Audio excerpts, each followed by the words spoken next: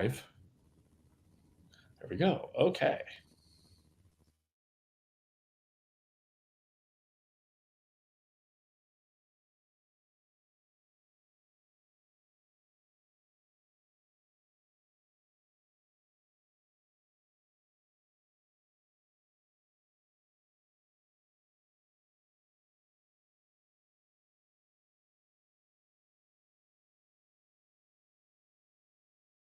And I quote, "I'll be there in a minute. Give me a second." Time is relative, folks. Time is relative. Yes. So, hey, cheers to everybody in the chat. They're a division rival. I don't care how many wins they get. Screw them. That wasn't the take I was expecting to hear. I want to gush over watching live Chris Tanev. I think that we completely underestimate the skill it takes to play defense.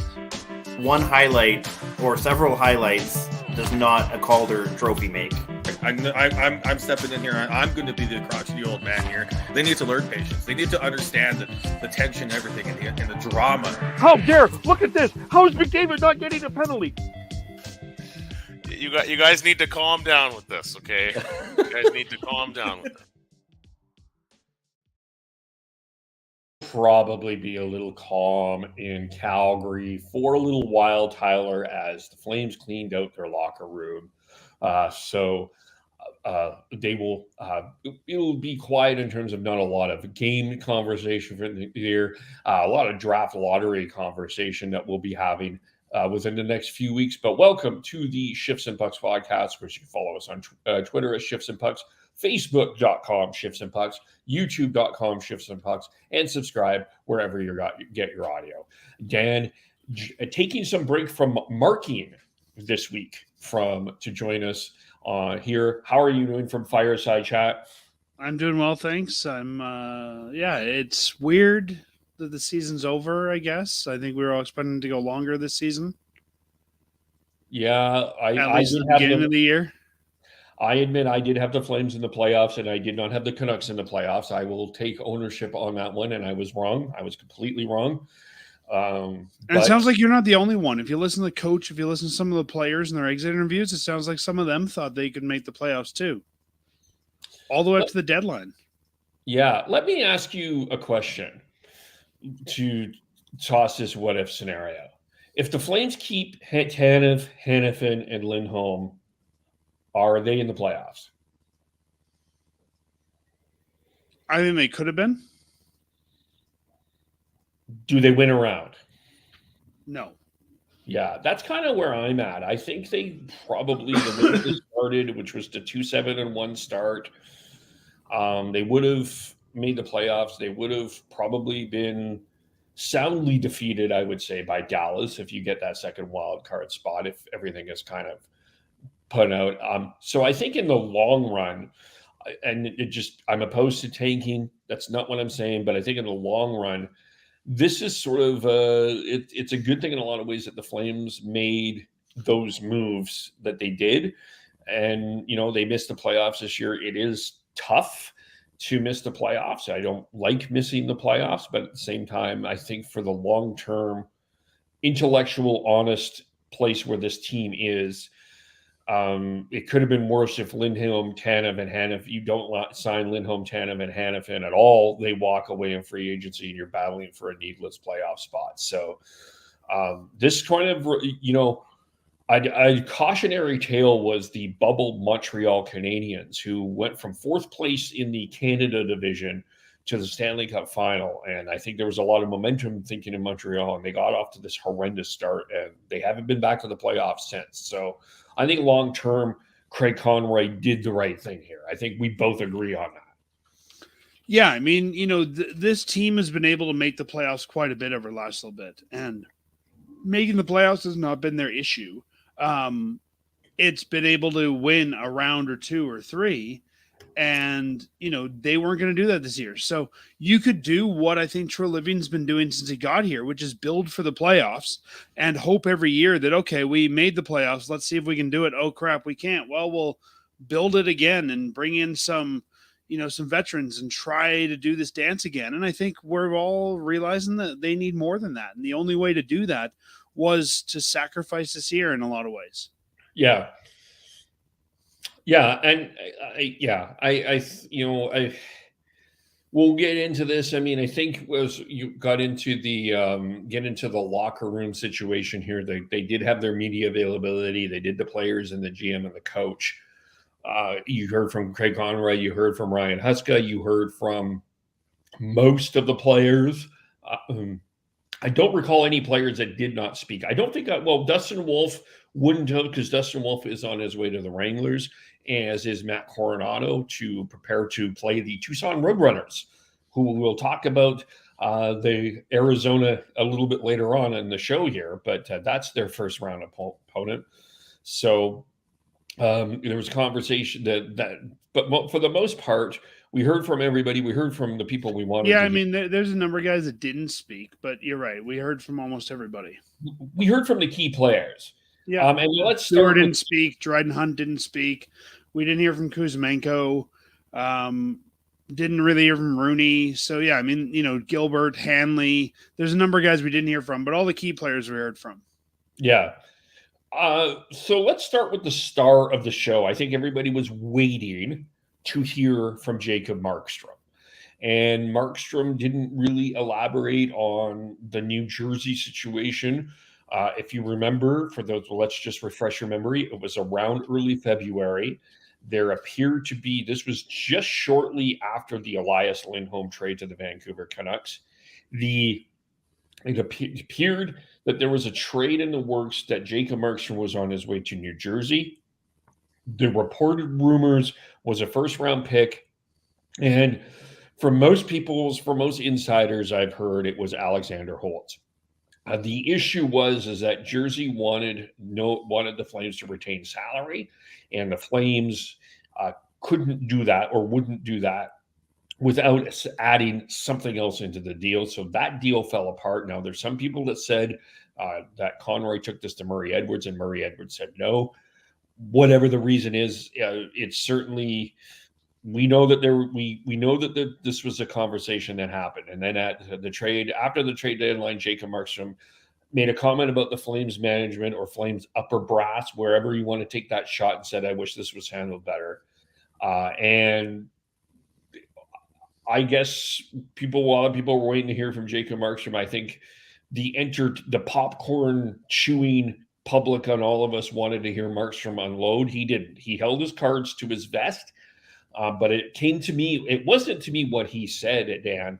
This sounds more like a relationship.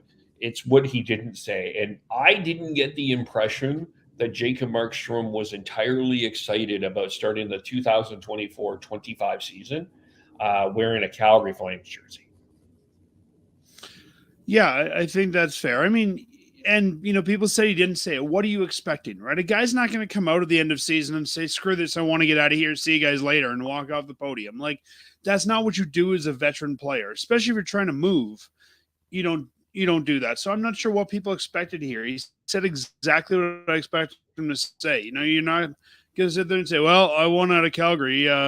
It's been nice talking to you all. This will be our last time. Like, you don't do that unless you're very disgruntled. I get the same sense as you, that I don't get the sense that he was all that excited about coming back. I think his answers, if you listen to them, versus say a guy like Mackenzie Weegar about the future of the team and if they're excited, I didn't get the same sense, but I think we all had that notion as well. I mean, you and I have talked about it. We've talked about it on our show. I don't get the sense that he will be back next season. I don't think many people think he will be.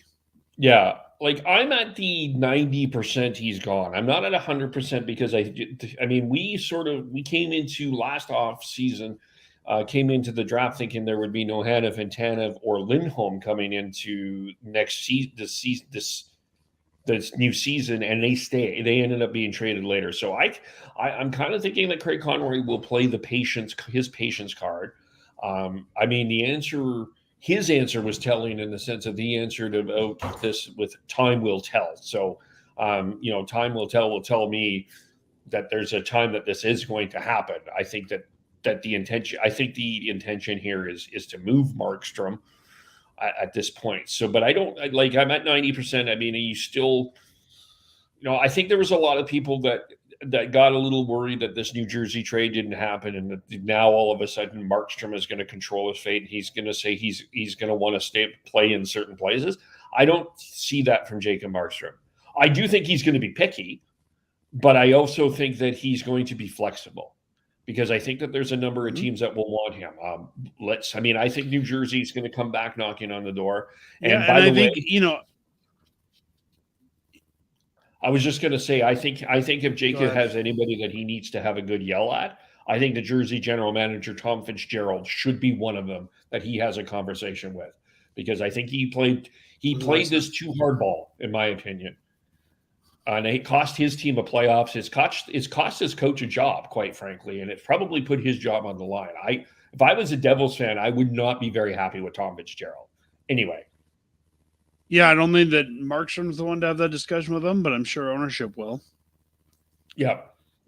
And I have to imagine that maybe coming out of, the playoffs, Jacob Markstrom's list of teams he's willing to go to might be different as well, because there's going to be teams that maybe didn't think about going to, but they were in the playoffs. I look at a team like LA, who I've said all year, they need a starting goalie. Riddick and Talbot are not, your starting tandem if you're going to be wanting to go deep in the playoffs. So, maybe a team like that. There's always a team, it seems, Kevin, in round one who gets blown out and goes, oh crap, we really need to get a goaltender, and we'll pay for that in the offseason. I'm looking at, this year I could see that being LA. I could see that being the Islanders. I could see Carolina going after him. So I think there's a number of teams that, might come, and he might be willing to change where he's willing to go based on this season's results as well. I have at this point in my mind 7 teams that I think will at least make a phone call to Craig Conroy about Jacob Markstrom. Jersey will be back in. I think Colorado is going to be in that conversation. I think Toronto will be in that conversation. Detroit will be the other one. Don't sleep on the Pittsburgh Penguins, who, I think if you've got Sidney Crosby and you've got Sidney Crosby angry, I think you're going to have to make some things, rectify some things. And one of their issues was goaltending. I do wonder if Pittsburgh makes a phone call. That's 5. You mentioned LA. That's 6. And I'll throw another one that I think I'm paying attention to here. We'll get into this a little bit more, but I think that new Utah team is going to call about Jacob Markstrom. They don't have to retain salary. They have a number of prospects and draft picks. I think that there is a path for Utah to get Jacob Markstrom. The question will be, will Jacob Markstrom want to ply his trade in Salt Lake City? Will be a different question, but I do think Utah is going to get into this conversation. And, I think Jacob, we've talked about it. He's not getting any younger. He is an old goalie by NHL standards. I think I don't know if he's going to want to go somewhere that needs, like Utah, 2, 3, 4 years to maybe be competitive. I think he's going to want to jump somewhere that, will be in the playoffs next season. Yeah. Because if you're willing to wait for a team to be competitive, you might as well stay here. That's true. I guess it also is going to depend on how aggressive Utah will be in terms of what they're going to do in the offseason with more resources at their place. I also think Buffalo and Ottawa will make a phone call. So there are places that are going to call about Jacob Markstrom. That doesn't necessarily mean that one of those teams are going to get involved or get Jacob Markstrom, but what it can do is drive that market up a little bit, right? So, and there's also ways that you could probably make a 3-way trade, possibly as well. So, I don't think, and I think this is the thing fans have to remember. I don't think the Flames are against retaining his salary, but they want to be paid to do it. And it's a significant amount of salary. I get it. The Flames have some salary retention now that's really done at this point. It was, 1 year. But if you're asking the Flames to retain multiple years of Jacob Markstrom, I think it's fair to ask for something back. And I don't think the Flames are afraid to do that. And I think they will find a buyer who would be happy to have the Flames do that without the 3-way. I think it might be cheaper to get the Flames to do it than to pay somebody else to do it. Yeah, possibly. But I think that there's one of the Craig Conroy strengths, I think, is he's been able to invite other teams into the bidding conversation to up the price, right? So I think we saw that I feel like we saw that with Lindholm. We saw that with Tanev. We saw that with Hannafin. He was able to drive that price up a little bit more to help the team. And that's just, I know he doesn't seem to like trades, but he certainly feels like a salesman in some ways. Drive some price. Yeah, I mean, and I don't. Sure, invite other teams in, but I think, as you mentioned, there's going to be a healthy number of teams looking to acquire Markstrom as well. And I don't think the Flames are going to be in a rush to move him. It's not like you have to move him by the time the season starts. I think they probably will, because I think teams who are looking for a goalie like that are going to want them at the start of the season. They're not going to want to acquire them later. But if you go into the season with him, great. Yeah, I think they can afford to wait until they find the right deal. I think if they had their druthers, they would wait one more year for Markstrom. I think that we would have this conversation of a trade next year, because it just gives. I think that they would go Markstrom-Wolf if everything was perfect, and you give Wolf those starts in between, and you go like a 50-30 split, and then next year it's Wolf's net. I think I feel like that would be the Flames' perfect plan. Interesting. I mean, I think in an ideal world, especially for Wolf's development, that would work well. Whether it's Wolf's net or it's 50-50, I mean, that's another debate we can have. But I think having a good veteran goalie to go with him, yes. But we don't know what we're going to get out of him. I mean, let's be honest. Markstrom is a inconsistent goaltender, right? We tend to get a good year and then a bad year, then a good year, then a bad year. And if you hang on to him for another year and he's not a starter, are you going to get the same value for him? Like, I think that there's something to be said about sell high. No, that's true. But here's let me maybe take this just hear me out in terms of a direction. Why I've started to think about this a little bit more. I think down the road, a buyout to Jonathan Huberdeau is if it's not in the oven, it's probably at least in the oven at this point. I think they're having to cook that up. They're trying to determine, and it's going to be well later. It's not going to be this year, and it probably won't be next year. But within the next couple of years, you're going to have a discussion about buying out Jonathan Huberdeau. And I think that you would want to keep Markstrom around and not do any salary retention if you can kind of play around with Jonathan, knowing that you're going to have to do this, keep some of that salary of Jonathan Huberdeau. You would probably hope to keep one more year out of Markstrom, just for a salary issue here. I don't see them buying out Huberdeau. I mean, I guess it depends how long you think that this retool is going to take. I think now more than ever, the Flames can probably afford to keep that money on the books. I don't see Jonathan Huberdeau here after 2027. Okay. That's further out than I was thinking for this. But yeah, I mean, maybe at that point you buy him out. I think a lot of that's going to depend on cap and that sort of thing. But I don't think that the two have anything to do with each other, though. Yeah, and the only reason I was thinking that is just because of the salary retention spots and kind of how you have to manipulate the salary cap. But maybe, but yeah, I don't know. I think by the time, maybe.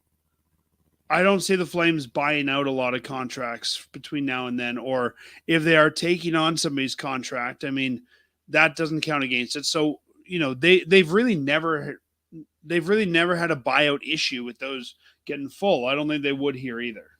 Right. No. Well, sure. They buy out. Let's say they do buy out Huberdeau. Great. They bought him out. I think that it's like, okay, now we bought him out. We've still got, two spots available. I don't think that the two necessarily are going to affect each other. Right. Well, yeah, no. I mean, I think at this point you're keeping Kadri and Uyghur, and there's no reason not to.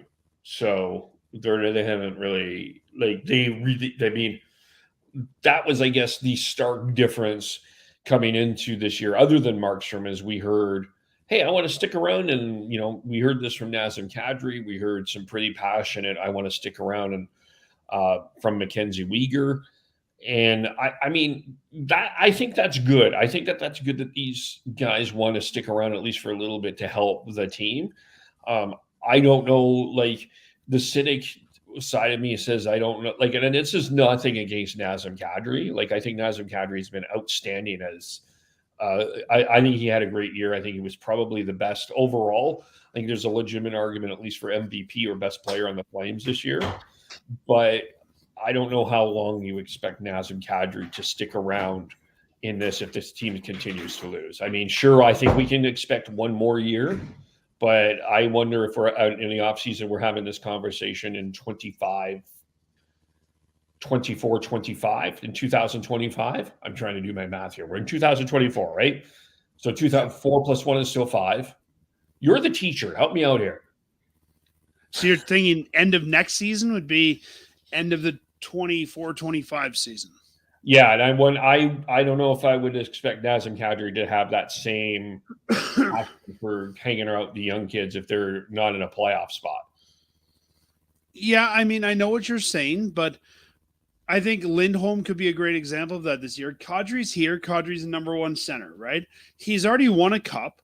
Yeah, maybe you want to get another one, but so you get moved somewhere like Lindholm did and you become a third line center somewhere. I guess it depends what you're looking for out of your career. Do you want to move around? He's 34 or he's 33 now, so let's call it 34 at that time. You're settled. Do you want to move around, chase another cup, maybe end up like a Ginla where you're chasing the cup and never get another one? Or are you willing to say, you know what, I got my cup. I'm going to stay here. I'm getting paid well. I like the city. I'm happy to just be part of this and realize that my role has changed as I get older. Yeah, if he didn't have a cup, I could see it for sure. But I think the fact he came in with a cup and he even made it very, very evident that, he had other options. He picked Calgary coming in. I think that says something about his desire to stay. Yeah. But, Kevin, I find it really hard to, think about what might happen, next off season. Like, I think it could go either way, right? It could be this team takes a step back and everybody wants out, or it could be this team takes a step forward and everybody wants to stay in. So I think looking a year out, 2 years out, 3 years out, I think is really difficult with where the Flames are right now. And I also think I think the other thing is just the stark difference this year had to last year. They had the same amount of wins, 38, but last year, it was a dramatic locker room cleanout where people wouldn't commit. There was a lot of reports of complaints about Daryl Sutter. The exit interviews were stunning from Don Maloney's perspective. And you also had Brad Treliving leaving at that time. You had, the team committed to Daryl Sutter and then had decided a couple weeks later to move on from Daryl Sutter after the exit interview. So this was a very different environment coming off this year than last year, which I think we need to put that context in there. Yeah, right? For sure. And we all knew last year the players were unhappy with the coach, right? And that's what they heard a lot in the offseason. I still think that's why some guys maybe wanted to leave, was still thinking about last season and what happened. And, it was said last offseason that the players were asked who they wanted to be coach, and the majority of them said they wanted Huska. So, the players got the guy they wanted. So here you go. No wonder it's feeling different here. And I think we all went into the season, while we might have thought the Flames were going to be in the playoffs, I think we all expected some movement to happen, and it did. Like last year, I think the expectation was different. They underachieved. Yeah. This year, I think as the season went on, we realized, okay, this team's. Oh, you froze. Dan froze, but the team was flawed from last year. So coming in, the team was dysfunctional last year. This team just wasn't. It wasn't in a place where it was to be. It was. I think people that last year came in having the idea that the Flames would. I thought the Flames last year would finish first, and serious about making some moves. Connie. Oh, you froze again there, Dan. I should be back now. Oh, there you are. There you are. So, yeah, I just think last year there was disappointment, right? I think there was a higher expectation of what the Flames would be, could be, that sort of thing going into the year. I think that they had Daryl, who was combative to a lot of them, or they felt that way. They were just unhappy. And I think this year, while there was some playoff expectation, we knew going in what Conroy's expectation was. Conroy said, I will move guys who don't want to be here. Guys didn't want to be here. He moved them. He did exactly what he said he was going to do. And I think that while, yes, they may have taken a step back, there's optimism because we see a step forward now. I think after last year, nobody knew what the step forward was. Was it sell everything that wasn't bolted down? Was it, try to make the playoffs again? To me, we now, the Flames didn't make the playoffs. I feel optimistic because I feel like we know where they want to go with this. Yeah, they're building something a little bit more long-term. Now, they're not going to tear the strips down of this. Craig Conroy made it very clear that the idea of this was sort of the Dallas model, which, of course, is they hit on some draft picks in the middle. They hit on Rupert Hintz. They hit on Jason Robertson. They hit on Jake Ottinger. They also, they did have a top 10 pick in there. Let's not forget that with Miro Heiskanen a couple of years ago. But they also were able to snag Logan Stankoven in the second round, which probably was a steal in that 2020 draft. I'll have to let me look that up. And then you got Wyatt Johnson in a trade with Detroit for a draft pick. You moved up to get Wyatt Johnston. So, that is, I understand that model, and I think that is a really good model of where Dallas is at because they kept some of their veteran players and built underneath. And I think that is a good model. But there is also cons to that model. Like, I don't think it's necessarily like, I've been pretty clear on my position. I am not for a tank. I think that there's pros and cons to that. There's more cons than pros to that sort of idea. But I also think that, like, I can't sit here and say, well, if you do what Dallas has done, it's going to be successful. You have to hit on those picks, right? You absolutely need to, and you need to be shrewd in the trade department as well. And your veterans need to be in a place where they are at least competing, i.e. Tyler Seguin, i.e. Joe Pavelski, i.e. Jamie Benn, in a top 6 forward role that allows Dallas to be competitive. And that's where Dallas has done really well. So let's go back to that 2021 draft. The first 3 picks, Wyatt Johnson, Logan Stankoven, and now current Calgary Flame Artem Grushnov, which they got in the Chris Tanev trade, right? And then back in 2020, they got Maverick Bourque, who's going to be a player for them. They got 2019, they got Thomas Harley. They got in 2018, and then back in 2017 with the third pick, Miro Heiskanen and Jake Ottinger, Jason Robertson. And then also, of course, Roope Hintz in the 2015 in the second round. So they've only had one top 10 pick within the last 9 years, which was Miro Heiskanen, but they've been able to hit. And one of my big points is you have to hit draft picks from 2 to 7. It's also important to note that you don't leave the table at round 2. You don't say draft Connor McDavid. We have a good time. Talk to you later. You need to complete the team, and Dallas has done that. But you have to hit on all of those picks for that to be a Dallas model, and you also have to have your veterans contributing. Yeah, and if we look at the Flames here, and I guess depending on what we call veterans, the veterans were contributing. Kadri looked great.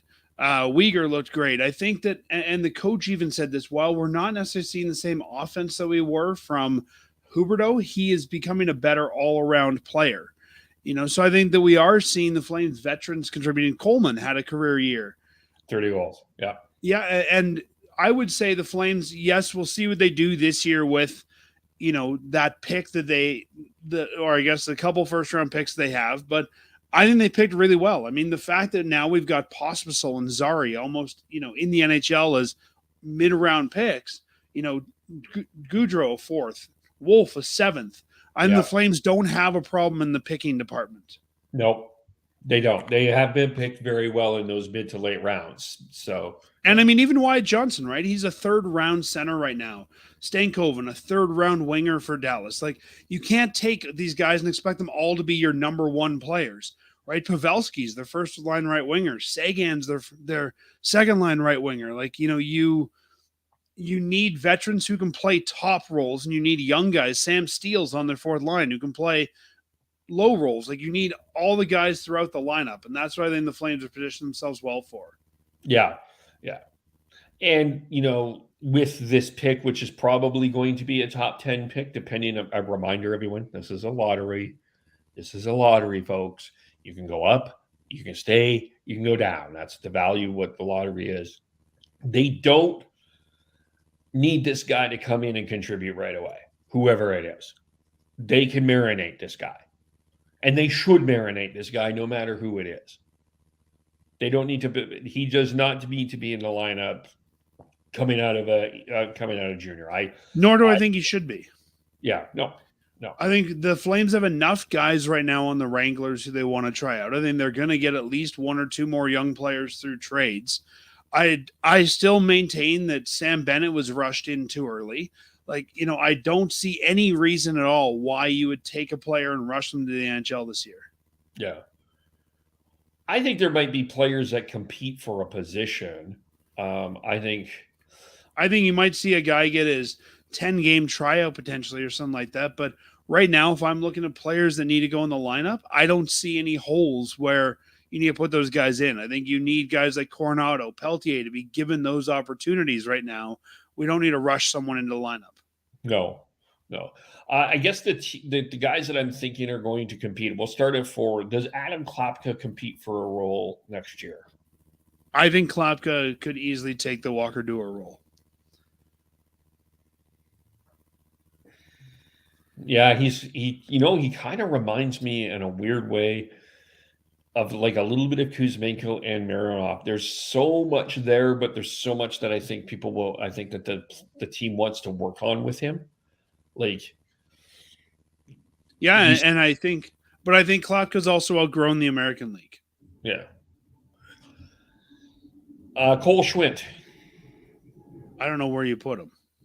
Yeah, I'm struggling with that one too. I mean, maybe the better way to do this, Kevin, would be to say who's coming out of the lineup. Pospisil, Kadri, Kuzmenko, none of those guys are coming out. Okay, so the one I think I'm still wondering about what they do with Andrew Magiapane. I know that he got the King Clancy Memorial Award, but I have to be honest with you, that surprised me. Me too. I could see him moving on. And the other forward, I could see them moving on from, and I'm wondering about, at some point, maybe not in the offseason, I still wonder if Michael Backlund walks into Craig Conroy's office and says, "Can I have a chance to win a Stanley Cup, please?" The only way they move on from Backlund is if he wants out. Yeah. I think you and my co-host Matt have both said you can see Mangiapane leaving. I can see that. I don't know if it happens before the season or the deadline. So I think that depends if there's an open hole there for Schwindt, going into the season or not. I don't know. I don't know what the market for a guy like Mangiapane is going to be. I think the Flames may have to eat some money on that, which I think, again, they're happy to do. So we have one hole there. I don't think Backlund leaves before the start of next season. No, he's not an off-season trade. No. So you lose him. Subtracting anybody from the other than Markstrom, I don't necessarily see anybody being subtracted from the lineup. So if nobody's subtracted, then you've got no room for Schwindt. Yeah. So I think Duehr. I think Duehr's got to go back to the American League at this point. I think your number 13 forward next year is Dryden Hunt, and you could easily put Klapka into the Duehr role. Yeah. And do you sign AJ Greer? That's the other one. Yes, and Greer made it evident on exit interviews he wants to be here. Yeah. So I think your third line then becomes Klapka, Rooney, Greer, and Coronado's not a fourth line guy. I think if Mangiapane's out, he easily steps into that role. Yeah, and then the other thing that Conroy said is finding someone to have some chemistry with Jonathan Huberdeau. But I don't think that necessarily has to be outside the organization. No, do you see Connor Zary as a center next year or a winger? And it depends on a lot of things in the offseason. I think the same question has to be asked of Sharon Govich. I don't think Michael Backlund is a number 2 center. I think Sharon Govich and Zari both look better on the wing. But again, we're run out of wing spots. So I think the Flames have to go find a number 2 centerman. Yeah. Whether through trade, free agent acquisition, whatever that looks like. I think your centers have to be Kadri 1, somebody else 2, Backlund 3, Rooney 4. Yeah.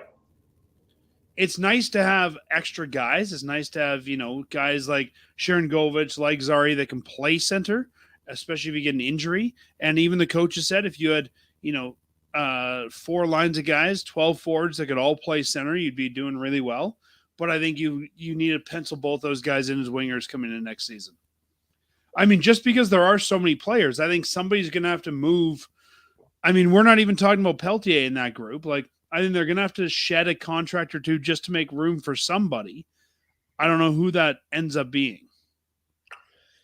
Yeah, I mean, I think one of the obvious ones and if I don't know what Klapka's waiver status is, but if he's waiver exempt, he might be a victim of numbers.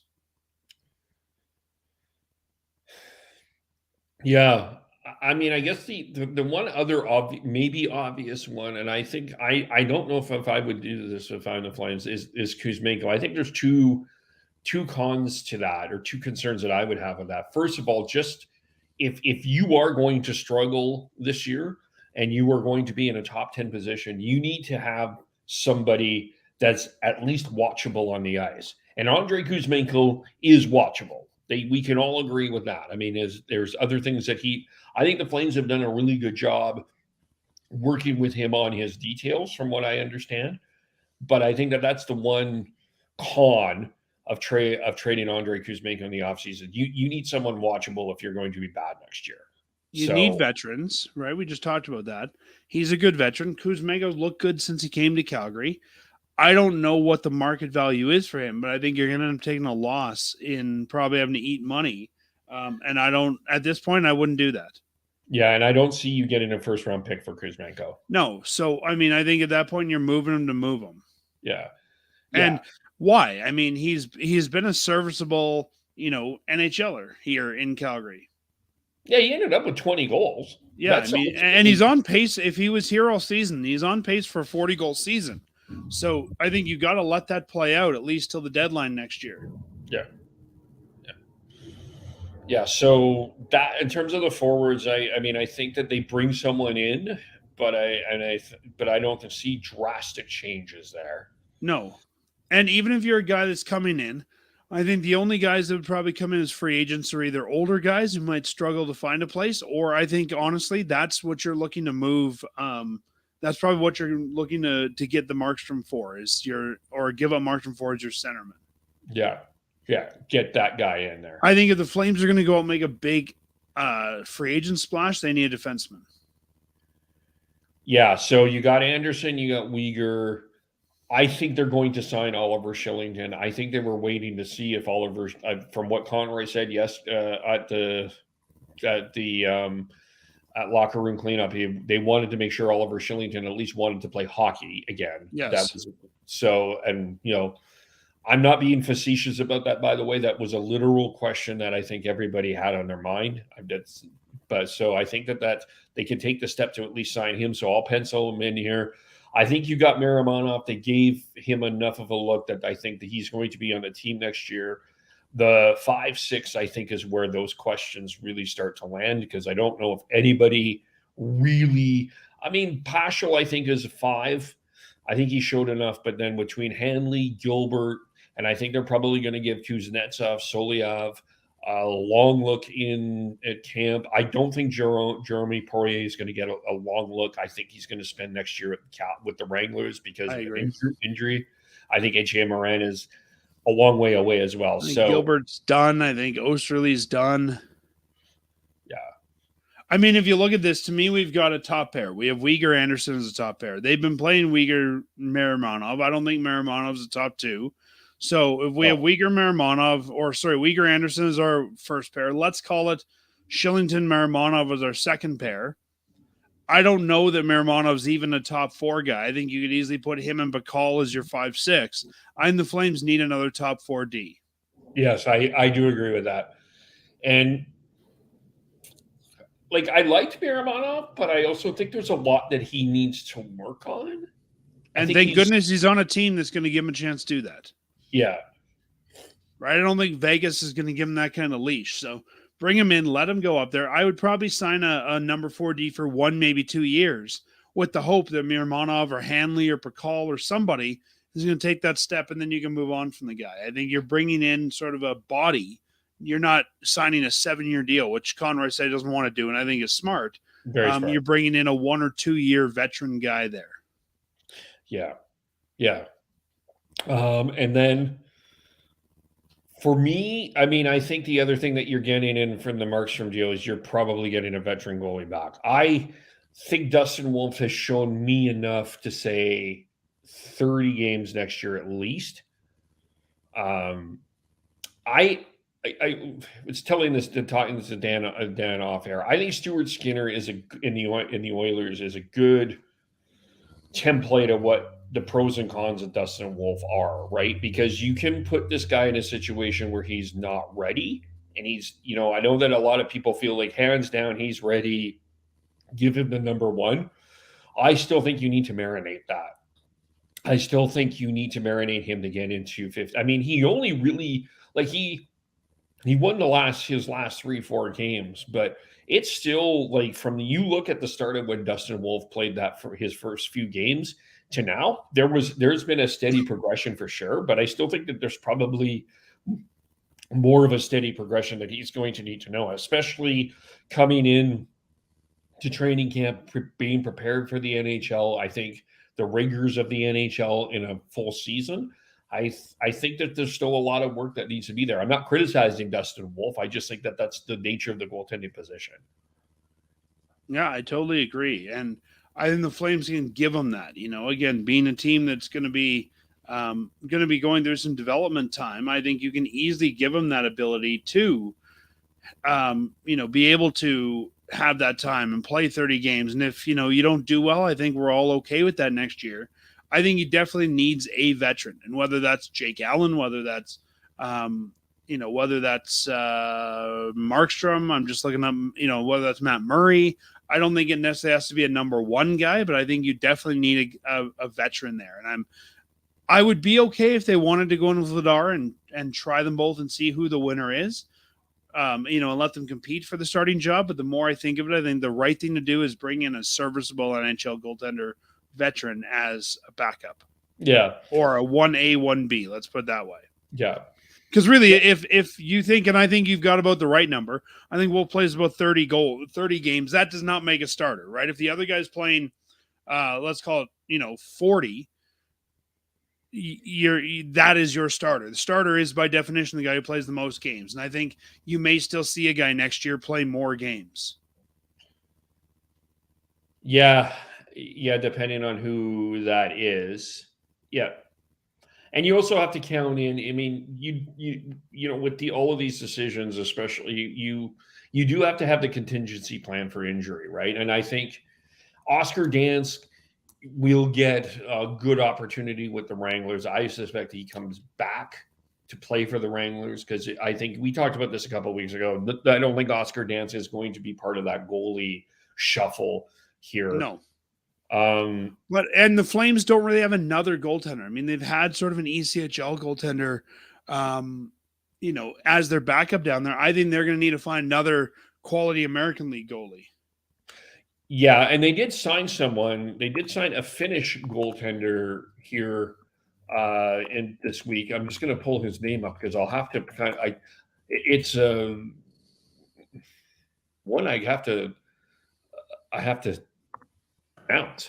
I need to, and even that, I don't know if that's going to be your AHL backup or if that's going to be your ECHL, affiliate starter. I don't know what happens there, or even if that guy comes over. Yeah, Walteri Ignatiu is the name. So he's a native of Helsinki. It's a 1-year, 2-way contract. So I think that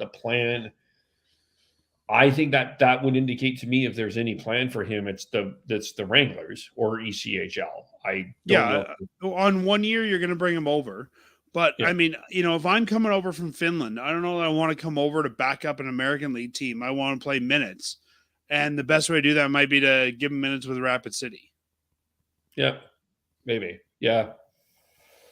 So, and let's be honest too. I mean, the Flames have not really had a good track record with European free agents. No, going all the way back to Wolfcastle McBain, David Wolf,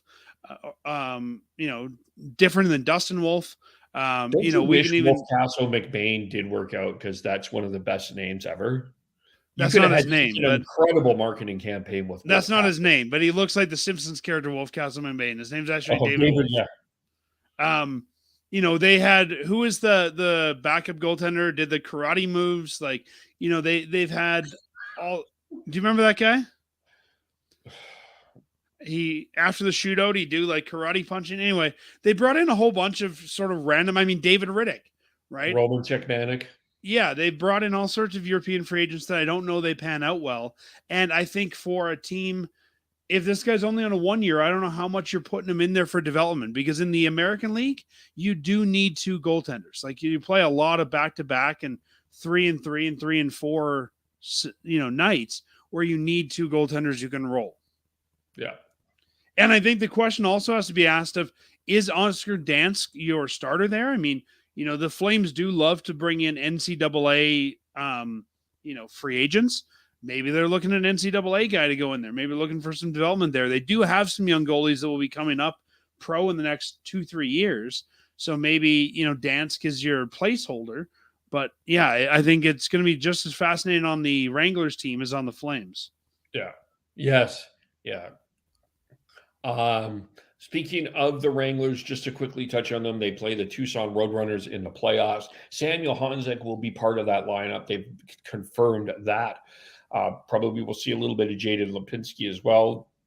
Dustin Wolf and Matt Coronado will be part of the team as well. So Emile Poirier, yeah. So there's a really good opportunity for this Wranglers team to show well in the playoffs.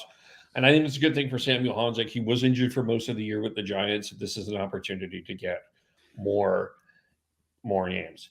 And, one thing I just want to say about the Wranglers here while we're talking about them is the Wranglers have had 2 really good years. The last 2 were really good years. I mean, they had one really good year in Stockton, one in Calgary.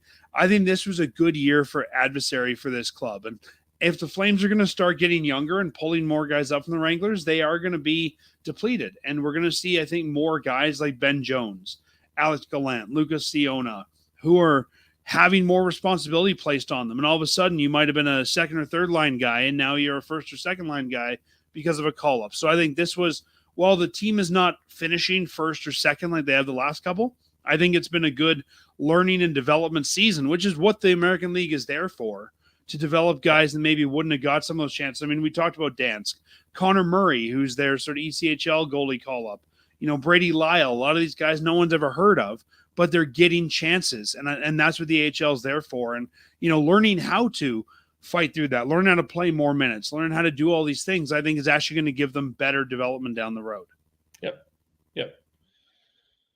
And I do think that, I also think that the Flames are I think that their development model has also improved. I think you look at Connor Zary and Martin Pospisil as good examples of that. I mean, they weren't considered, Pospisil wasn't considered a high prospect, probably because of a lot of the injuries here. And I still think that there's things that even Martin Pospisil would admit he needs to work on, and Connor Zary needs to work on, but they've turned into bona fide NHLers. So I think their development model is really good. I think that there's, I feel like there's a lot of things within the Flames building that leaves a lot of optimism here. I just, I think that it's also important to there is cautionary tales out there when you're going through some of this retool, rebuild stuff. I mean, Buffalo, Ottawa are good examples. Buffalo, Ottawa, former Arizona, things like that there are cautionary tales that I don't think you should ignore. And there's also successes as well. But one of the things that I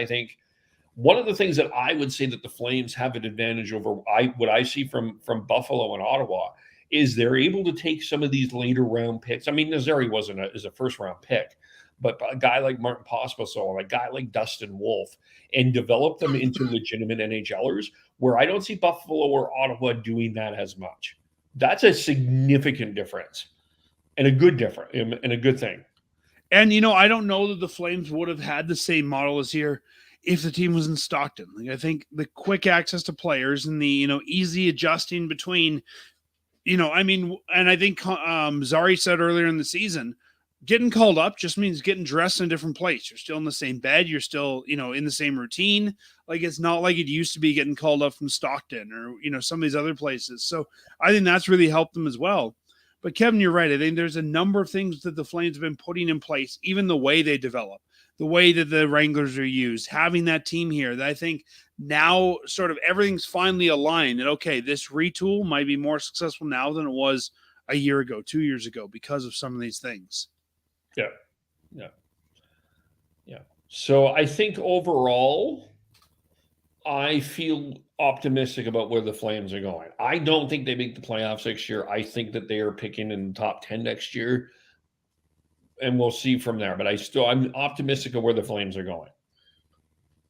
Yeah, I think, again, depending on so on our show, we always like to say, well, what a successful season for the Flames would be next year.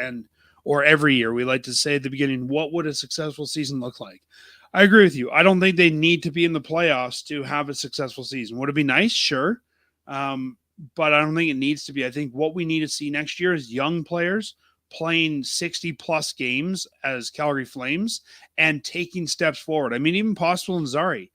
I think the expectations as rookies who made the team not out of camp was different. And the question is, can those guys take a step forward? Can those guys do what they need to do? And I think that's really my expectation for next year, is that we're seeing guys making strides. They might not be in the playoffs, but we'd say, wow, Dustin Wolf has played 35 games or 35 starts and looks like a bona fide starter. Or, wow, Zari is, 30 points this year and he has had a great season. I think those are the conversations we need to be having this time next year. Yeah, I'm with you on that. I agree. Well, that's basically, that's the cleanup. We cleaned up the Calgary Flames. The locker room is all clean, spick and span at the Saddle Dome right now.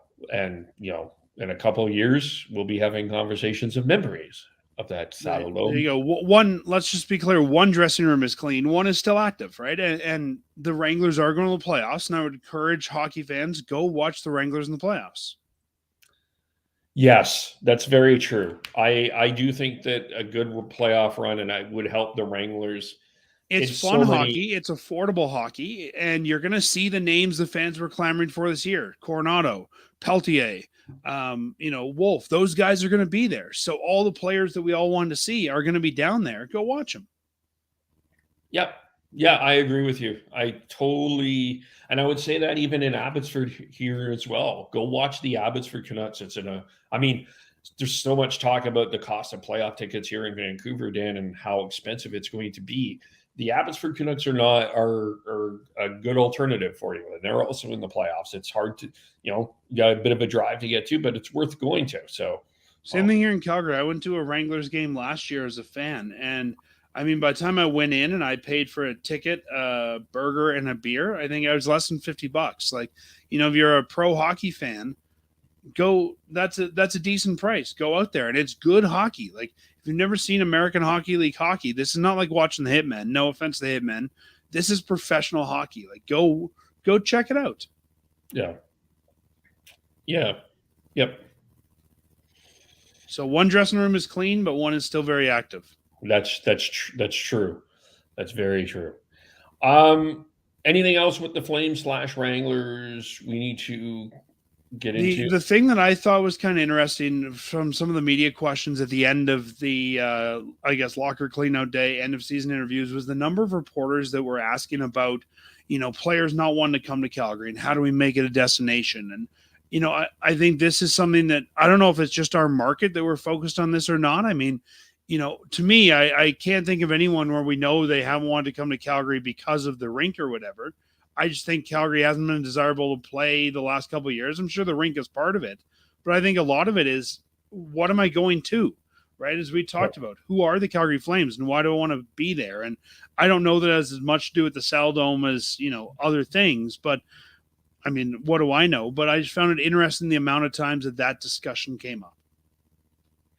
Yeah, because I don't think like I mean the Flames have been able to sign free agents. That has not been the issue. I mean, James Neal signed with Calgary. Jonathan Huberdeau and Mackenzie Weegar and Nazem Kadri signed long-term deals with Calgary. I mean, I think I think we're still putting a little too much stock into, players not wanting to come to Calgary. yeah, and I still think the pain of what Johnny Gaudreau and Matthew Tkachuk did is going to hurt the Flame fans base for a while. I agree, but also, Kevin, show me a team that somebody hasn't wanted to leave at some point. Yeah, everybody wants something different, right? And I mean, we saw, who was the big prospect last year that everyone was, up in arms over. Oh, he doesn't want to be here. I mean, the Flames did that with Adam Fox years ago. I wouldn't say that's really hurt the team. Like, I think every team, somebody's not want to be there at some point. Yeah, and I think Adam Fox, the Adam Fox situation is Adam Fox only wanted to play in New York. That wasn't a Calgary thing. That was a New York thing. Coronado signed. And I think, maybe in our modern internet age, some of this is more magnified than it would have been otherwise. We may not have heard about some of these guys. I mean, Lindros is kind of the first one we heard that didn't want to play in a market, but I think, a lot more of this goes on in all markets. We just don't hear as much about it. Yeah. It's not like the Oilers are getting a ton of free agents. No, and I think Edmonton might have been one of those cities that, guys were trying to avoid. I mean, it's cold for a while. They weren't very good. I think, honestly, the reason they're not getting free agents, they have no money. Who, the Flames? The Oilers. Yeah, I think that it's that too. I think last year, no one could really afford a free agent, so you got a lot of these short-term contracts. So with a bit more cap space, if they're going free agent hunting, which I don't think the Flames, I mean, not to reiterate this, and I don't think they're going big game hunting. I mean, yeah, I agree with you. I think there's always going to be players that are going to prefer to play in different places and for different reasons. I think a lot of this has had to do because a lot of players have shown a desire and a bit maybe a little bit more vocal about where they want to play. Like you got like Matthew Tkachuk, of course, kind of selected Florida as one of his places. Noah Hannafin was reports were out there he wanted to play in Tampa Bay. He's ended up signing in Vegas. So there's a lot of that situation, but I don't know. I mean, I haven't. And I think also the thing we don't look at either is different people want to play in different places, also at different times of their life. I mean, when you have a kid, when you don't have a kid, those kind of things can impact where you want to be as well. Yeah. Yeah. I think there's a lot around that area here that I think this makes this question a little bit more complex than they don't want to come to Calgary or they don't want to play in Canada or, I don't know. I think that this, I agree with you. It's been a bit overblown. But I mean, I wonder what Calgary's reputation is around the National Hockey League right now. I do wonder that, but I think a lot of that's going to be a wait and see approach. But I also think if you've got guys like Backlund, if you've got guys like Weegar, Coleman, who like being here, you've got great advocates for someone who, can call and talk about the virtues of the city. Calgary's been known for as long as I can remember as being great to their players, treating people well, treating families well. So, again, I think it depends what you're looking for out of your city. And I'll be honest, Kevin, I think there's a lot of people who don't care what city they're in. They're chasing a cup, for example. It's not Calgary or no Calgary. It's will you get me closer to a cup, especially for veterans. And they're willing to play in, Utah, or they're willing to play wherever, based on that. Before we move on, I do think having Jerome McGinley in the organization will help be that because he commands respect from around the National Hockey League. So I do think that there are players that would say, "Oh, I get to be in the organization with Jerome McGinley." I think that will work well for players. I think having Maloney, having Nonis here might be one of those sells for agents and things like that. I think you need you got to sell different people differently, but for sure, I think having Jerome, especially next year in a more full-time role, will do that for the Flames. Yeah. Yeah. And I think at some point Dave Nonis is going to be announced as the overseer of the operation.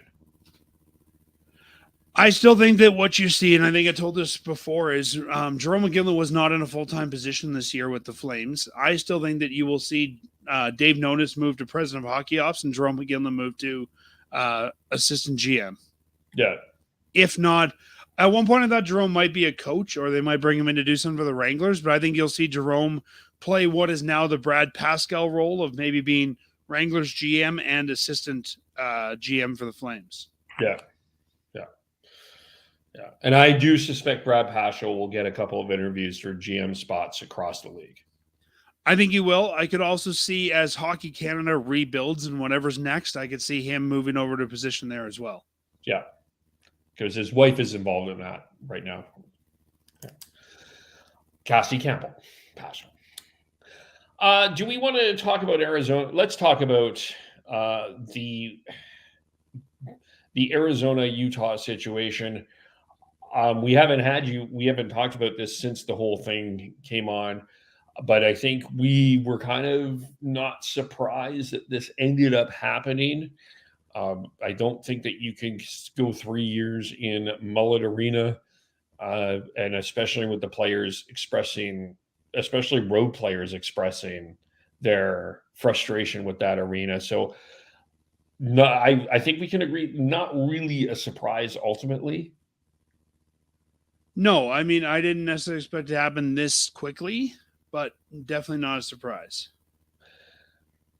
I think, yeah, I mean, I guess from the Arizona side, I don't know how they put in a lot of caveats for Alec Morello.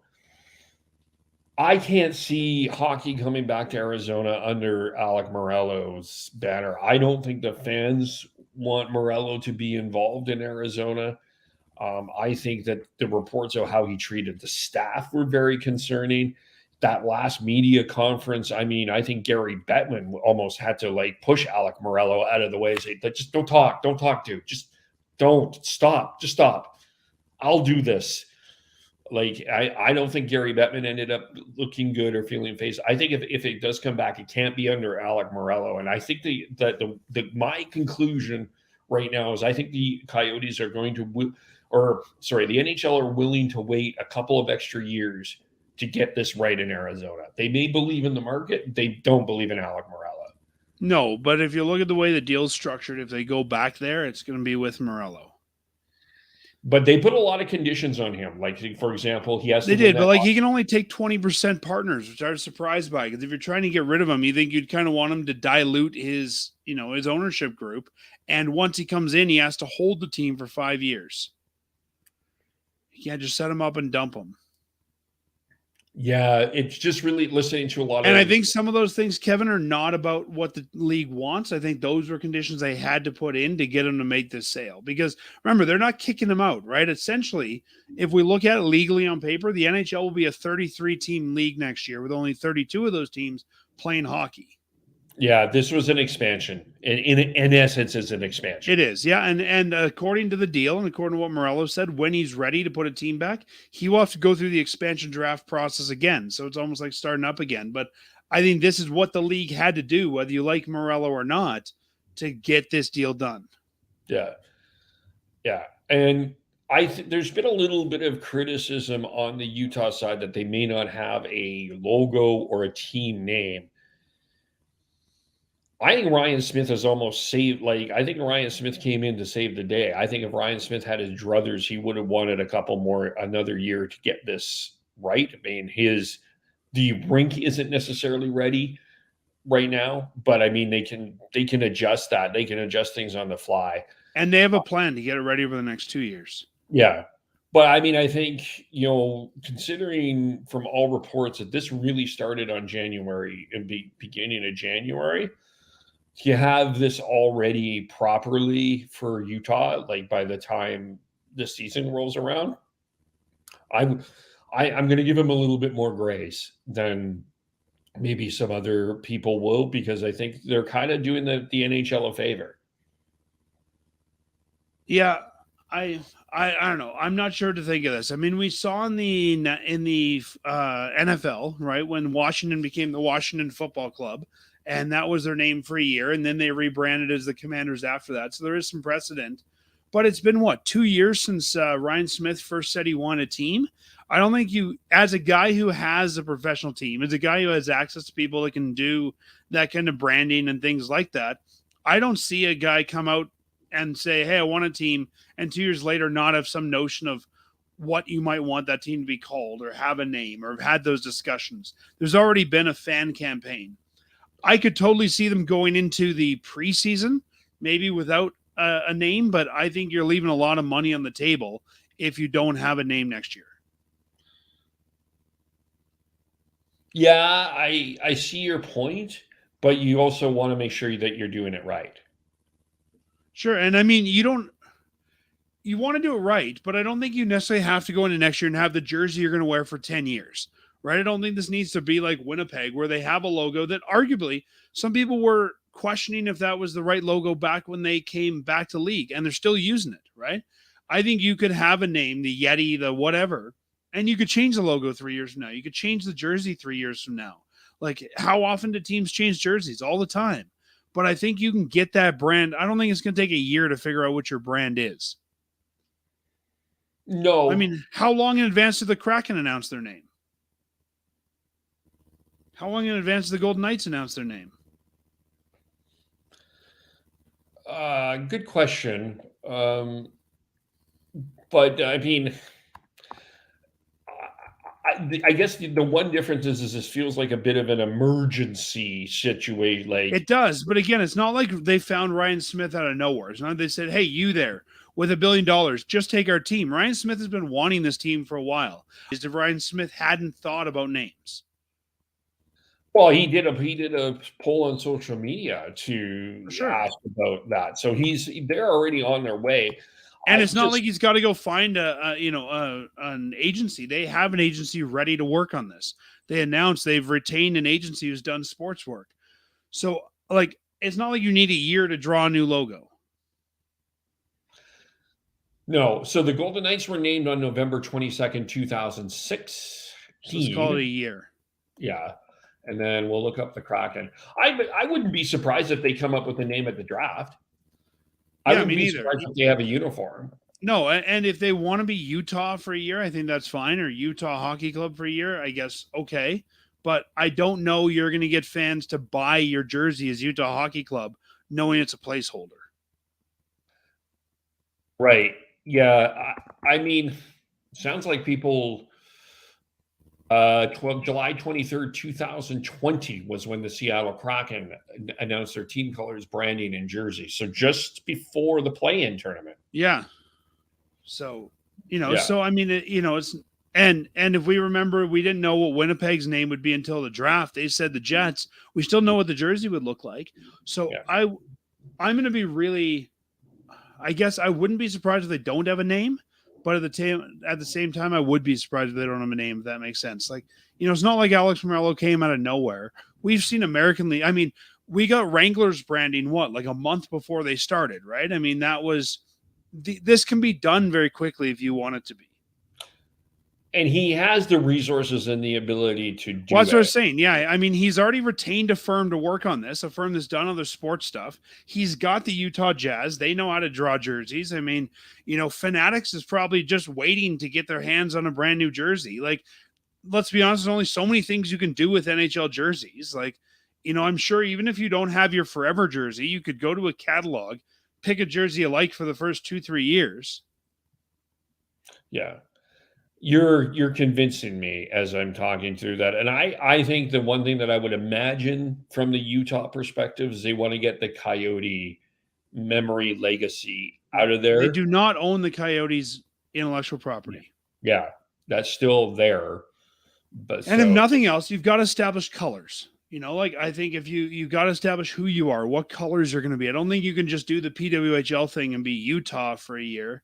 I don't know if fans are going to go for that. And if I'm Ryan Smith, I want to sell jerseys, hats, all this stuff. I don't think you're going to tell fans, hey, spend $180 on a jersey this year that says Utah. And then next year, we'll put a Yeti on it or whatever you want to do. Like, I don't think you're going to get fans to pony up twice there. Yeah.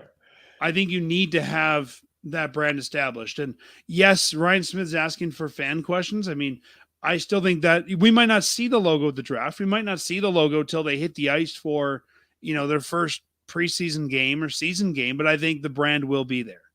Yeah. I think you're right. I do think you're right. You're convincing me on the fly here. You know what I mean? Look at how many new teams. I mean, look at Atlanta, look at Minnesota. Teams have changed their jersey 2-3 years after coming in the league. Yeah. You don't have to have your forever jersey. No, they have some time to establish the brand. And I think the other advantage that they have at this point is the Jazz are not a good basketball team right now. So they have the opportunity to have a new attention in the market. Right. So I think if you come out without a name, you're kind of showing that, we're amateurs. We're not ready. We're not, we're just kind of a placeholder team. And I don't think they want that. I think Ryan Smith wants to show we're ready to go. We're ready to compete. We're not just some placeholder. Yeah. Now, in terms of the off ice, a couple of other things. I got to admit, though, in terms of nicknames, I got to be honest with you, I'm disappointed in a lot of people. I know I've heard a lot of people talk about naming them the Singing Mormons of all of that. I understand that, but the lack of intergalactic Presbyterians suggestions and nicknames has really disappointed me. Come on, Simpson fans, get into this. Hello. Well, I mean, there is a professional baseball team called the Isotopes. The Simpsons fans have already won. Yeah, but the intergalactic Presbyterians should also be considered for Utah. I'm just saying. If you're going to add the Mormons, the intergalactic Presbyterians should belong in this conversation. But have you filled in the survey? What's that? Have you filled in the survey? I'm going to after this. That's my next thing. I'm emailing, dear Ryan, intergalactic Presbyterians.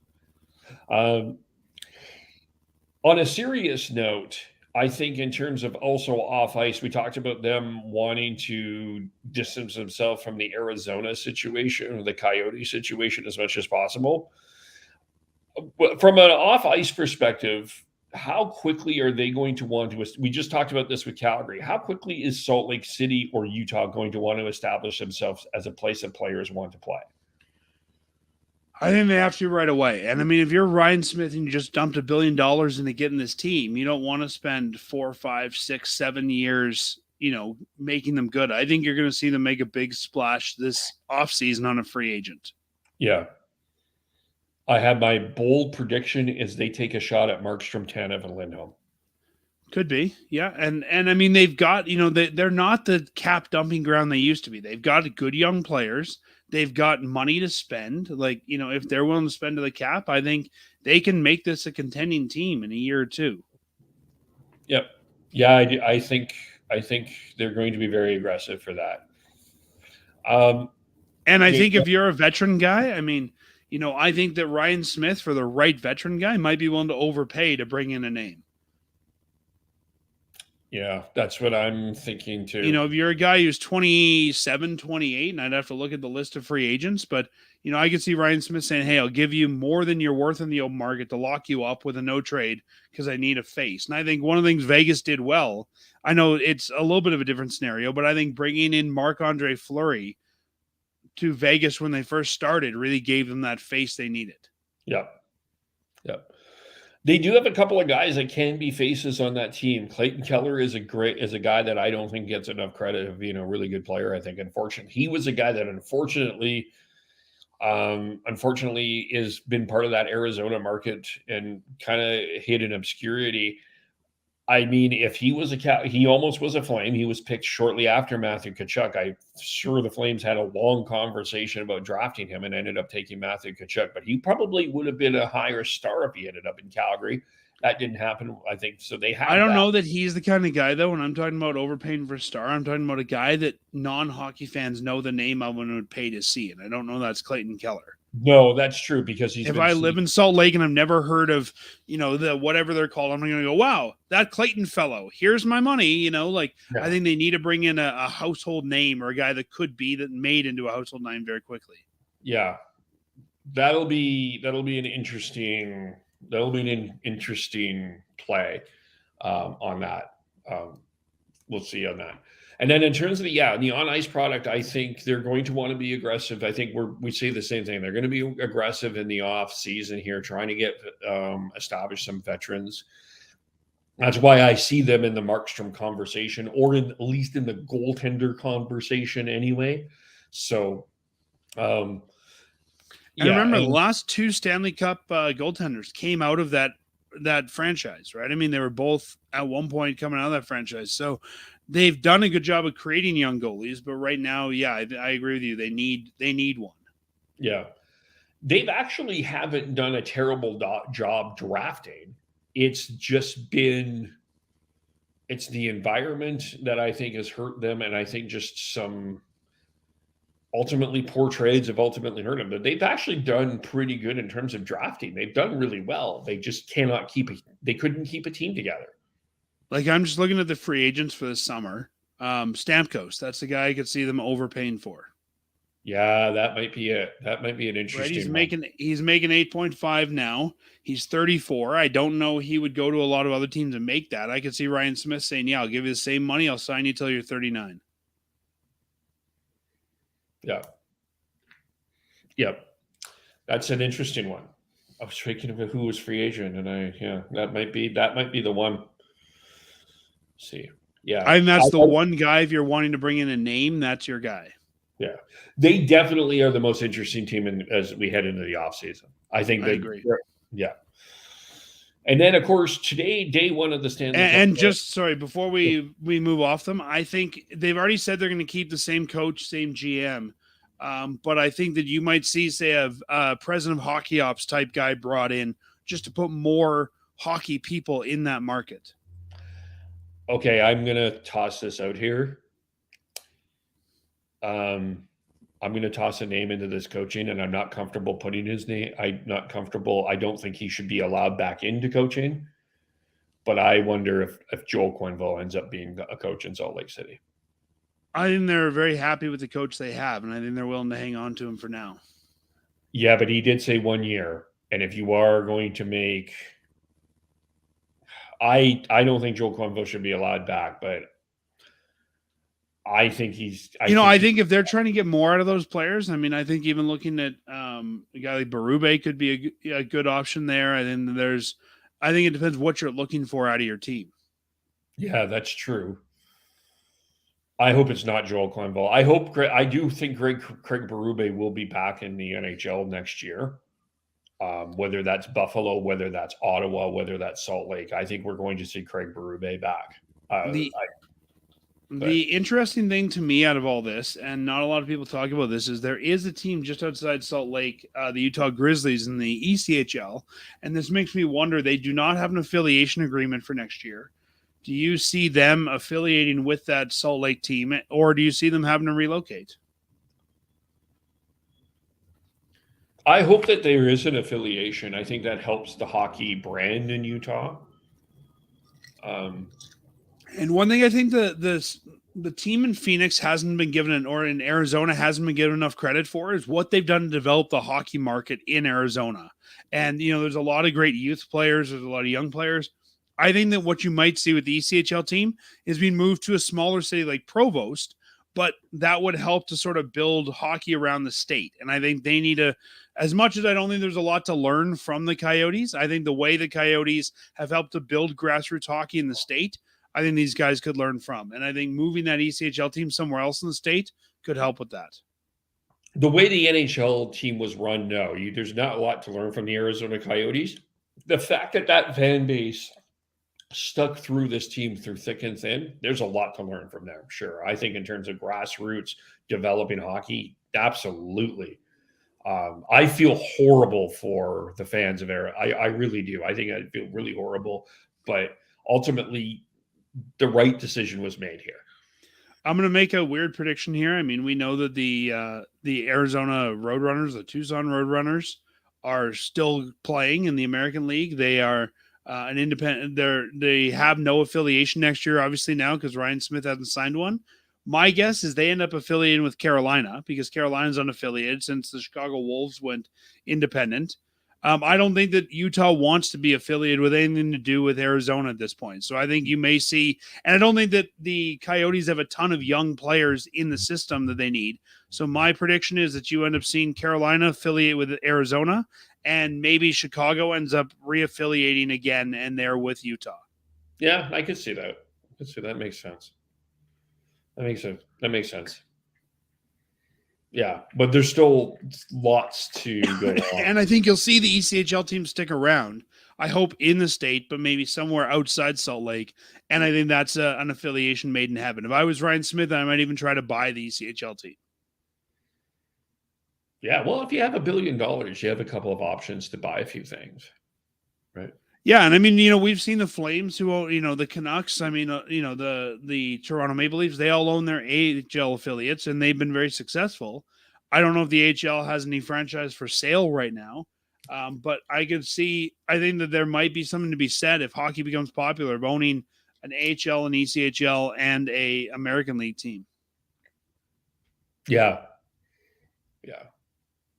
I mean, I guess the other question is, when does the Winter Classic or All-Star Game come to Salt Lake City? I wonder if that's the All-Star Game. I can see when the new arena is built. I don't know where you put the Winter Classic, though. See, I think before the Winter Classic goes to Salt Lake, I think they'd bring it to Arizona. Like, I think you're going to see the NHL doing some events in Arizona still for that fan base.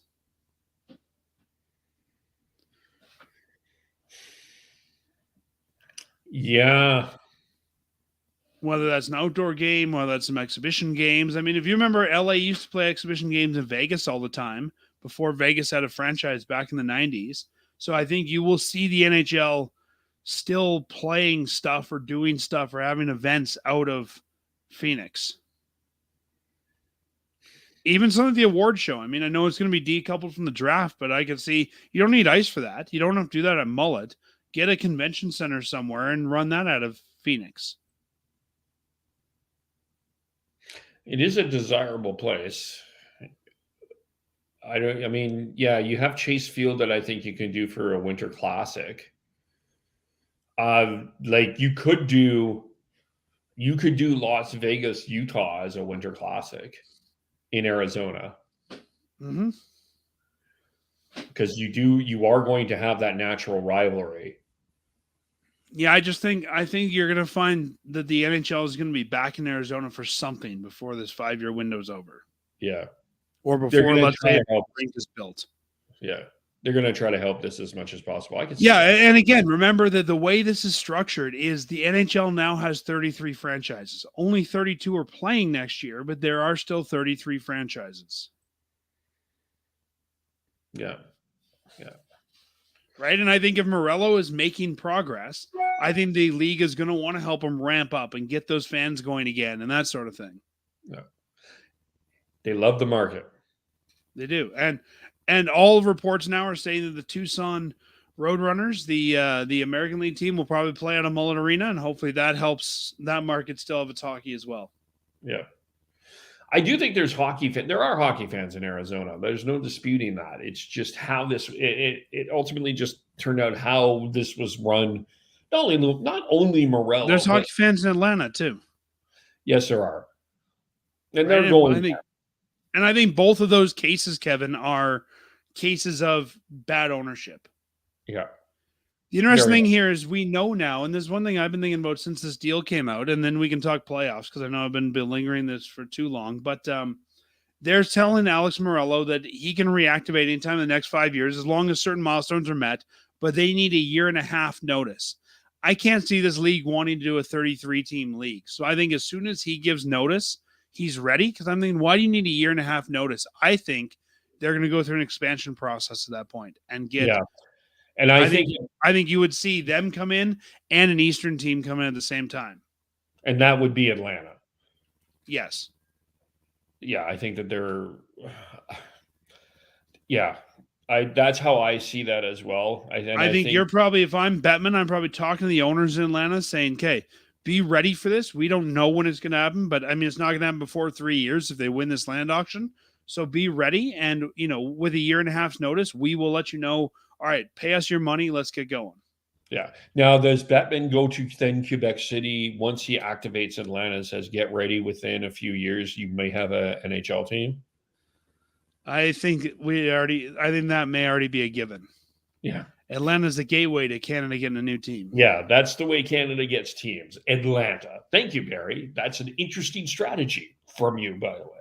But yeah, it's a really the Salt Lake, all Utah story and what's going to happen in Arizona is probably the biggest story of the offseason right now. My early candidate for biggest story of the offseason. But we are in playoff mode now, and do you want to go through predictions, or how are you going to watch? How do we want to do this here on your perspective? Sure, let's do predictions by round. Okay, so let's start with by matchup. Let's start with our friends. I'm going to save my Canucks prediction for tomorrow, so I want to hear where you're at. The Canucks playing the Nashville Predators.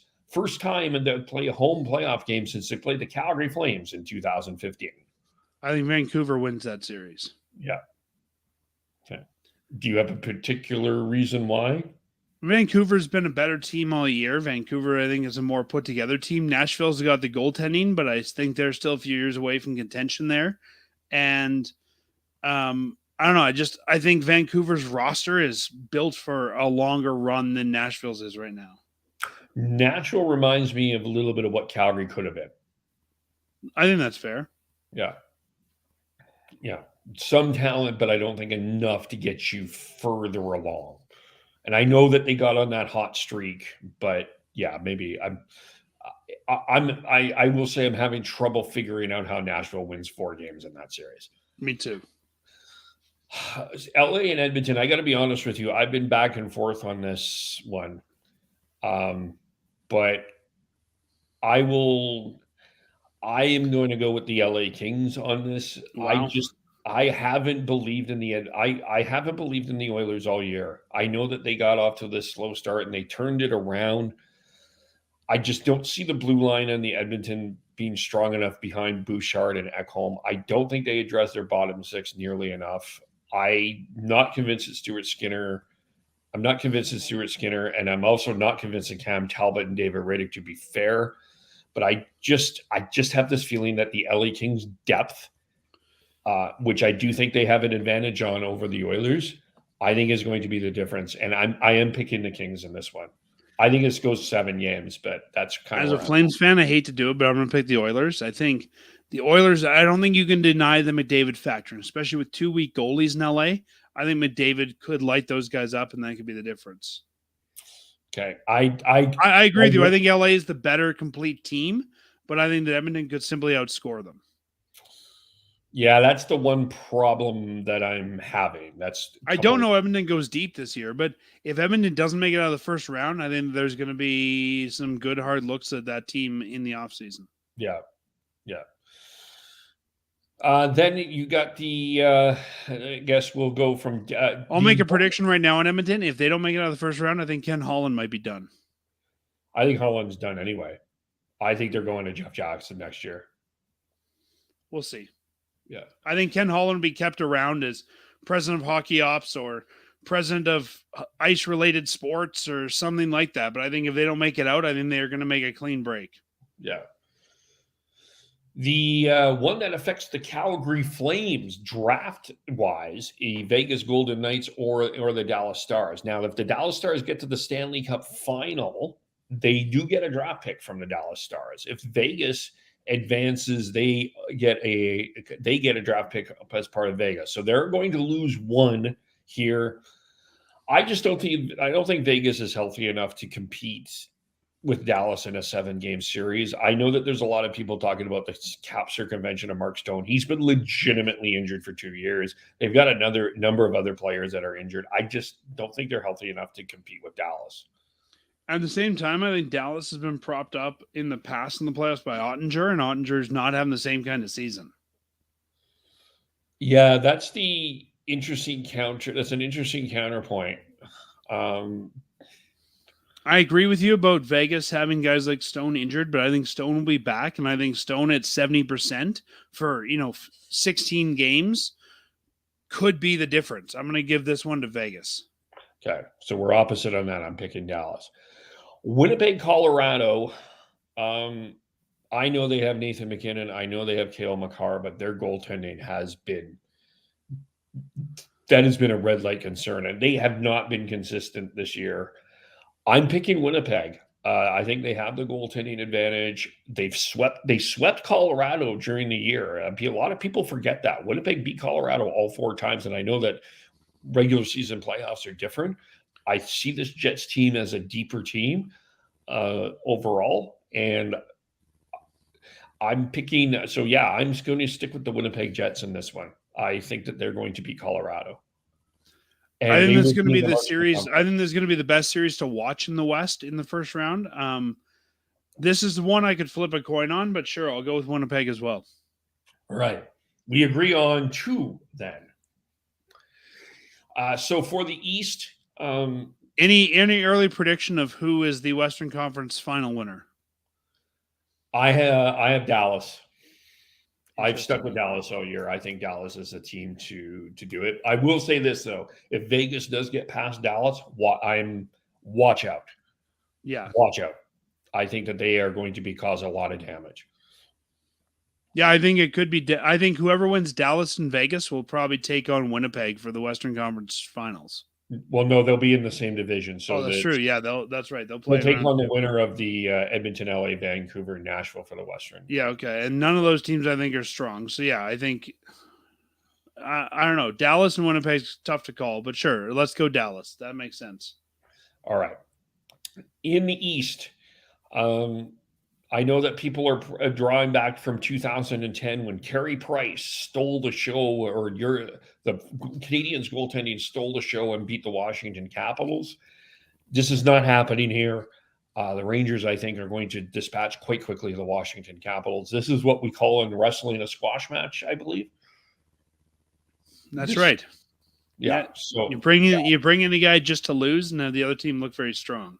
Yeah, so this is the one that will prop up the New York Rangers to look very strong. So the thing about the squash match used to be Hogan would squash the guy and then pose. Will we see the Rangers be posing afterwards as well? I think it's quite possible. They have some guys that will have the ability to do pose. I mean, we've already seen Matt Rempe applaud. So I think the pose is not out of the realm of possibility here. Can't you hear in your Vince voice? Shesterkin must pose. Yeah.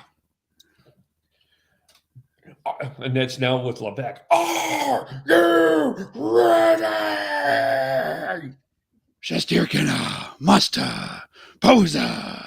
Yeah. Anyway, people probably have no idea who we're talking about, but that's okay. Yeah.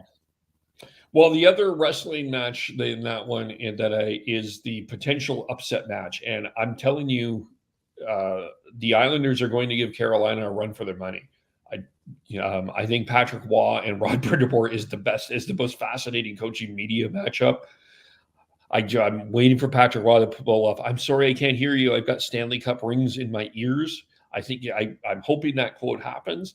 I think a lot of people would love to see Islanders Rangers in round 2, but I think Carolina is going to pull this off. But the Islanders are going to make this tough. I think the Islanders are going to put up a bigger fight than people expect them to, but I think Carolina will dispatch them without a lot of issue. The goaltending is the one issue with Carolina, and they haven't been this dominant playoff team, If New York ends up somehow beating them, I think Carolina could be the number 1 team in the Markstrom sweepstakes. Yeah. Yeah, and I think, I think Colorado will. Yeah, I do agree with you. I think that one of the first calls is to Craig if they lose that series. Yeah, or maybe Craig calls them at gate when they're tied at 3. Hey, how are you? Just saying, get ready. We can't technically make a trade yet, but think about it. I'll leave some paperwork on your fax machine. Yeah, do they have fax machines still? I'm told that's still one of the ways that deals are consummated. Yeah. I mean, when you look at a guy like Lou Lamoriello, I don't think he knows how to email. The league doesn't take carrier pigeon anymore, so he's only got so many ways to send a deal in. Yeah. You there, boy. Walk this league office. Like, that doesn't happen anymore. Yeah. Oh, well, he might try that though. You boy, run now. That's right. You boy in the EPS truck, off to the league office. Yeah. The Goodfellas portion of the NHL. The most exciting series in the East for me is the Battle of Florida between Tampa Bay and Florida. Feels like Big Brother versus Little Brother. Big Brother being Tampa Bay, Little Brother being Florida. I think Florida is clearly, I think a lot of people's mind, Florida is the better team. I think Florida wins the series, but this is one where just like Vegas, if Tampa Bay beats Florida, I think you need to watch out for them. I think that they can go on a run. I don't know why we call this the Battle of Florida, not like the fight in Florida. I'm just used to the Battle of Alberta, Battle of Ontario. Yeah, the fight in Florida sounds a little bit better, but doesn't it? Yeah, I think the Florida Panthers win this one. Yeah, but you do have two great heels in Matthew Tkachuk and Nikita Kucherov in different ways, right? Yeah, and sort of like you were talking about with the media battle between the coaches in the Carolina New York series, I think those two players will probably be chirping each other a lot in this one. Yeah, Kucherov is a chirper for sure. Yeah, it's one more ride for Tampa Bay, but I think Florida's a team. And then you got Toronto, Boston. And Toronto has not won this since 1959. So if we do this in wrestling analogy, this is the story, right? This is the Cody Rhodes. Is this the Cody Rhodes story? They need to finish the story from 1959. It's been just a long reign from Roman Reigns, and you're finally building to this. Boston kind of, some people feel Boston kind of went back and chose Toronto. I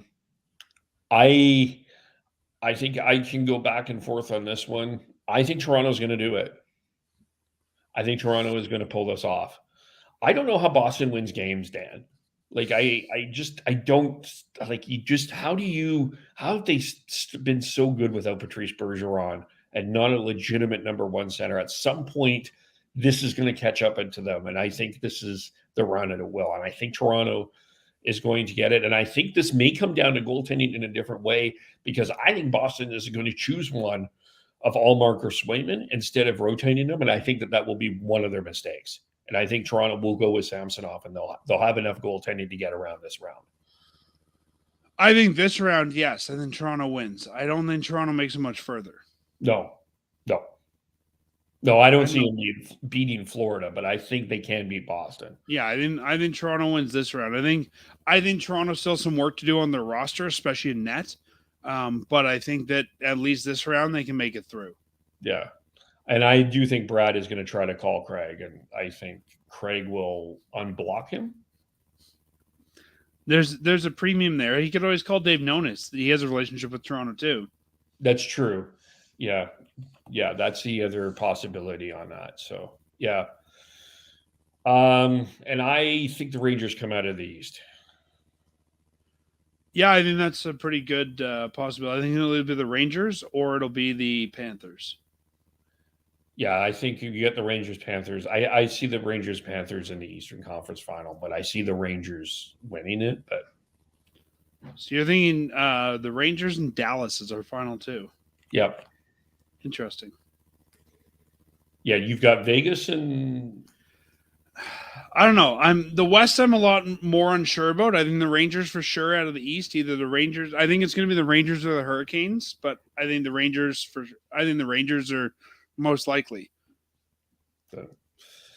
The West, yeah. I don't know. The West is going to be Dallas, Vegas, Winnipeg, or Colorado. Like those bottom four teams, I don't think you're going to make it through. It's a matter of who wins what series there.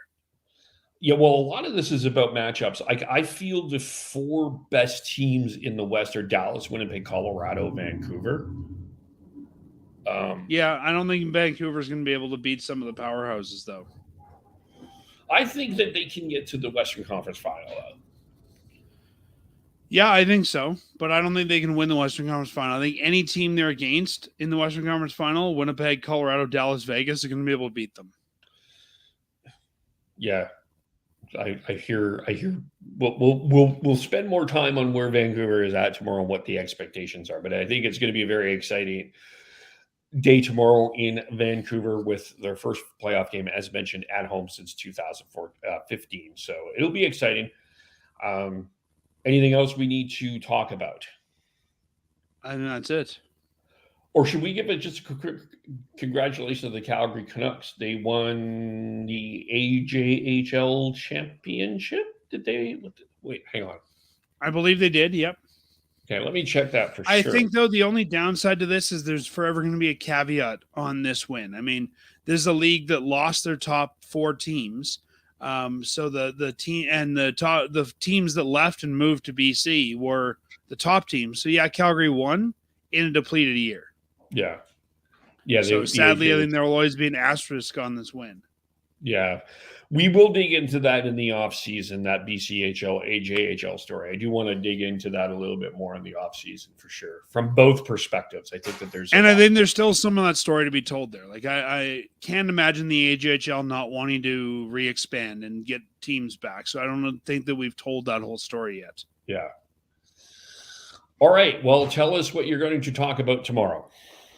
Tomorrow we will be recording our next episode of Fireside Chat. We'll be having some of the same conversation that you and I did today, Kevin. We're also going to be going through our yearly predictions. At the beginning of each season, Matt and I make predictions for the season. So we're going to look back and see how we did or how terribly wrong we were.